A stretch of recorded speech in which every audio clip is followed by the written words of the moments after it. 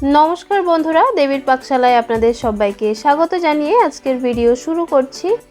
এই গরমে একঘেয়ে ঝাল ঝাল মশলাদার মাছ না খেয়ে একবার এভাবে দই কাতলা বানিয়ে নিন। দই কাতলা যেমন বানানো সহজ, তেমনি খুবই স্বাস্থ্যকর একটি রেসিপি। ভীষণ সহজে বানিয়ে দেখাবো। ভিডিওটি ভালো লাগলে একটা লাইক এবং শেয়ার করতে কিন্তু একদমই ভুলবেন না। তো সেদিন হাজব্যান্ডের সাথে গেছিলাম মাছ বাজারে।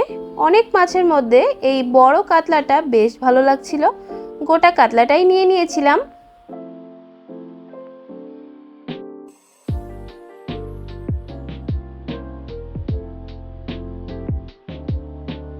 তো সেখান থেকেই বেশ কয়েক পিস মাছ আমি এখানে নিয়ে নিয়েছি। মাছের পিসগুলোকে ভালো করে ধুয়ে নিয়েছি। এবার মাছগুলোকে নুন, গোলমরিচ গুঁড়ো আর 1 চামচ ভিনিগার দিয়ে ভালো করে ম্যারিনেট করে রেখে দেব 15 মিনিটের জন্য। এদিকে দই কাতলা বানানোর জন্য কি মশলা লাগছে চলুন দেখে নিই। এখানে আমি 10 থেকে 12 কোয়া রসুন, 1 ইঞ্চি পরিমাণ আদা আর 4 থেকে 5টা কাঁচা লঙ্কা পেস্ট করে নেব। এদিকে মিডিয়াম সাইজের 3টে পেঁয়াজও বেটে নেব। দই কাতলায় পেঁয়াজ একটু বেশি লাগে, একটু মিষ্টি মিষ্টি লাগে, খেতেও দারুণ লাগে। 150 গ্রাম টক দই আর 10 থেকে 12টা কাজু একসাথে বেটে নিয়েছি। এবার চলে যাচ্ছি মূল পর্বে। আর কোনো মশলা আমরা এখানে ব্যবহার করব না।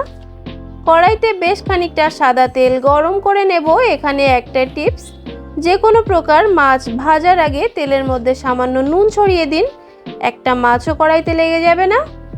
এবার ম্যারিনেট করা মাছগুলো একে একে তেলের মধ্যে ছেড়ে দেব।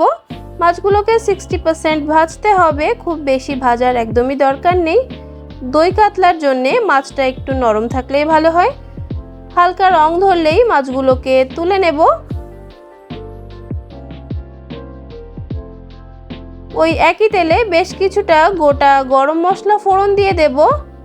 এবার দেব তার মধ্যে বেটে রাখা পেঁয়াজ একটু ভাজা ভাজা করে দিয়ে দেব আদা, রসুন ও কাঁচা লঙ্কা বাটা।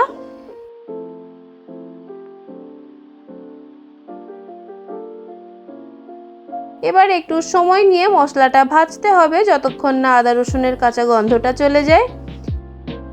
এবার দেব স্বাদ মতো নুন, একটু মিশিয়ে দিয়ে দেব টক দই আর কাজুর পেস্ট। আচ্ছা, টক দইয়ের পেস্ট দেওয়ার সময় গ্যাসের ফ্লেমটা লো করে দেবেন, একটু মিশিয়ে তারপর ফ্লেমটা আবার একটুখানি বাড়িয়ে দেবেন, যাতে টক দইটা ফেটে না যায়। 2 থেকে 3 মিনিট ঢেকে মশলাটা কষতে হবে। ঢাকা খুলতেই দেখুন কতটা তেল ছেড়েছে। এবার দেব বেশ কিছুটা চিনি, আরও একটু নাড়াচাড়া করে পরিমাণ মতো জল দিয়ে দেব।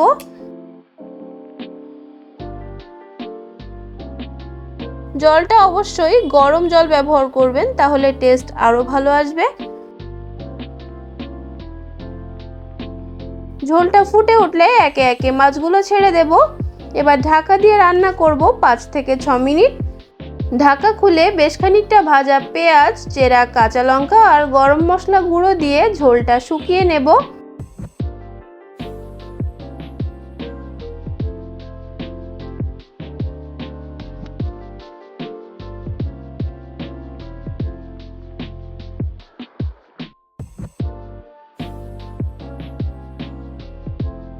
গ্রেভিটা এরকম শুকিয়ে আসলেই রেডি অসম্ভব সুন্দর স্বাদের ও স্বাস্থ্যকর দই কাতলা।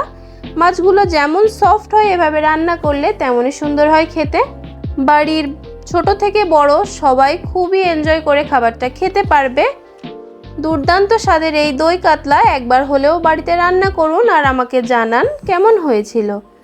ভিডিও ভালো লাগলে আমার চ্যানেলটি সাবস্ক্রাইব করে পাশে থাকা বেল আইকনটি ক্লিক করে দেবেন, যাতে আমার চ্যানেলে দেওয়া নিত্য নতুন সমস্ত রেসিপি সবার আগে আপনার কাছে পৌঁছে যায়।